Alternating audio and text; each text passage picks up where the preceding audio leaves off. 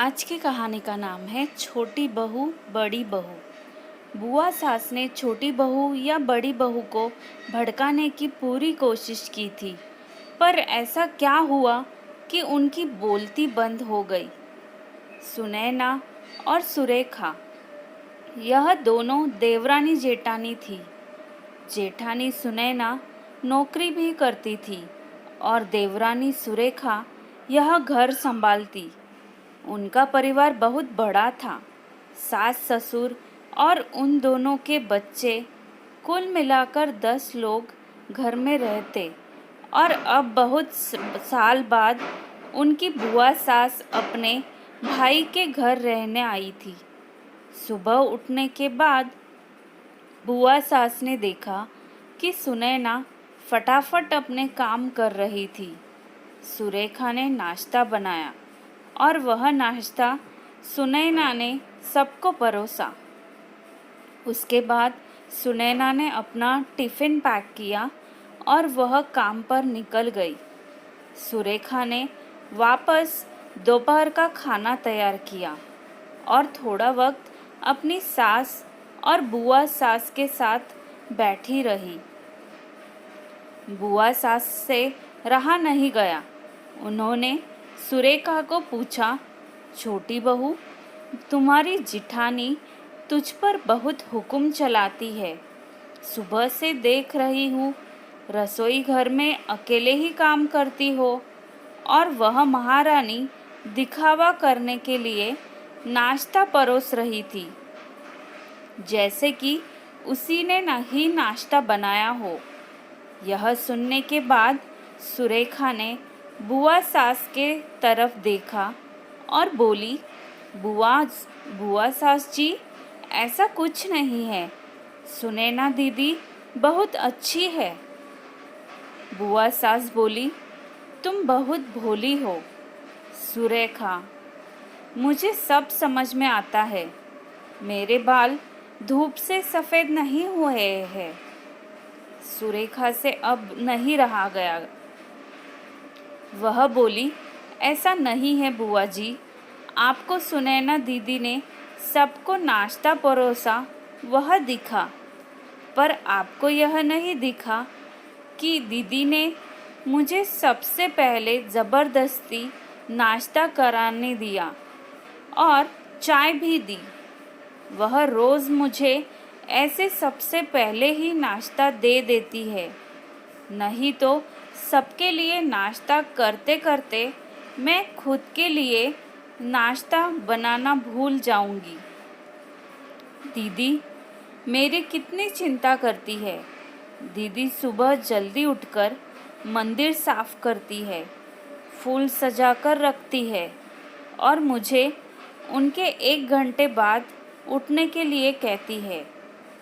शाम को आते समय बाज़ार से सब्ज़ी भी लेकर आती है, क्योंकि हमारे मिस्टर रात को देर से आते हैं। और तो मम्मी जी को सुनैना दी ने बाज़ार में जाने को मना किया है, क्योंकि अब उनकी उम्र 60 साल से ज़्यादा हो गई है। बाज़ार में जाते समय उनको तकलीफ़ होगी, इसीलिए उनके पैर बहुत दुखेंगे। कभी उनको बाहर घूमने का मन हुआ तो सुनैना दीदी छुट्टी लेकर उनको घुमाने ले जाती है। और हाँ बुआ जी, दीदी रोज़ शाम को आने के बाद वह कितनी भी थकी हो तब भी मुझे खाना बनाने में मदद करती है। वह मेरी बड़ी जेठानी ज़रूर है, पर मुझे अपनी छोटी बहन ही समझती है और मैं उनको अपनी बड़ी बहन समझती हूँ। यह सुरेखा ने अपनी बुआ सास को कहा। यह सब सुनकर बुआ सास एकदम चुप हो गई। उनकी चुगली सुरेखा के आगे टिक नहीं पाई। शाम को सुनैना सब्जी की थैली सुरेखा के पास देते हुए बोली, सब्जी के साथ तुम्हारे मनपसंद लेखक की किताब भी उसमें है। यह सुनकर सुरेखा खुश हो गई। सुनैना को थैंक यू बोलकर सब्जी की थैली किचन में रखकर वह अपने रूम में चली गई। उतने में बुआ ने सुनैना को आवाज़ दी, बड़ी बहू, ओ बड़ी बहू, ज़रा यहाँ आना। वह बोली, सुनैना, तू इतनी मेहनत करके पैसे कमाती है और ऐसे फालतू में किताब खरीदी करके मुफ्त का खर्चा करती हो, वह भी अपनी छोटी देवरानी के लिए। वह ऐसे भी घर में बैठकर करती क्या है?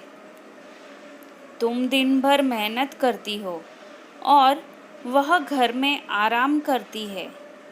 इस पर सुनैना हंसकर बोली, क्या बुआ जी, आराम और सुरेखा?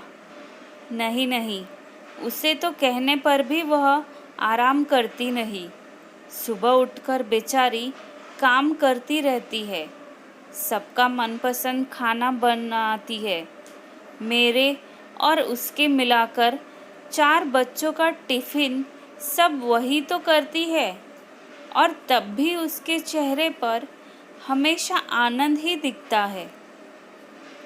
सुबह की चाय पीने के लिए उसके पास वक्त नहीं रहता।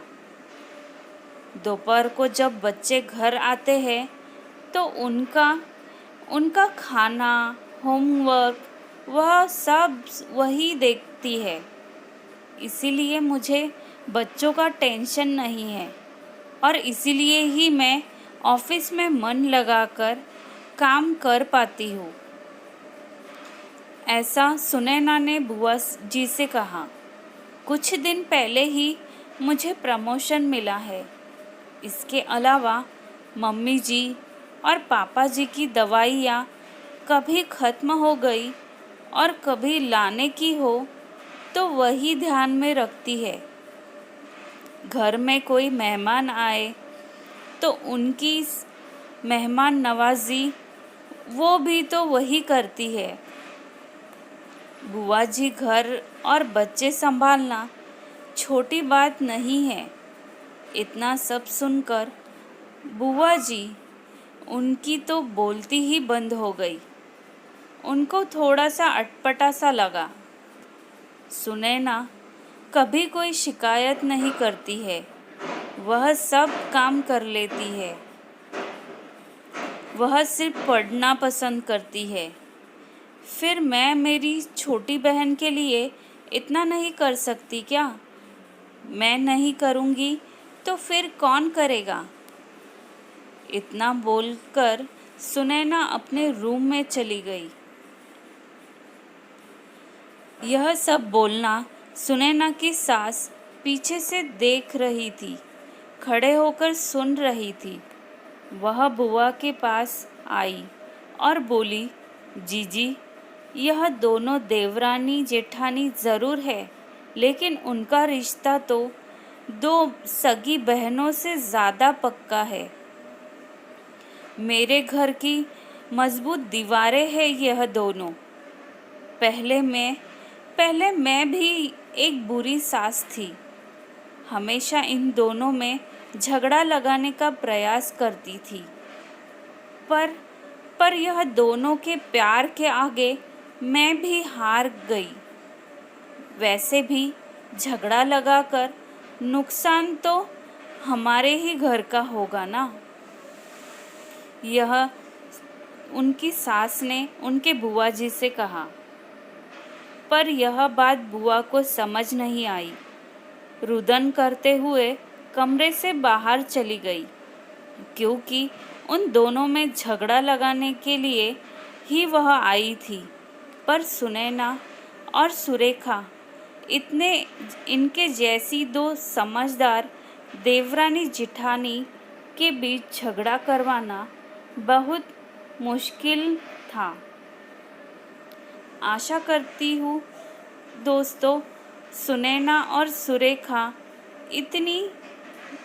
इनकी जैसी समझदार देवरानी जेठानी अगर जिस घर में होंगे उस घर का कोई बुरा नहीं कर सकता। जिस घर में ऐसी बहुएं होंगी वह घर स्वर्ग बन जाएगा।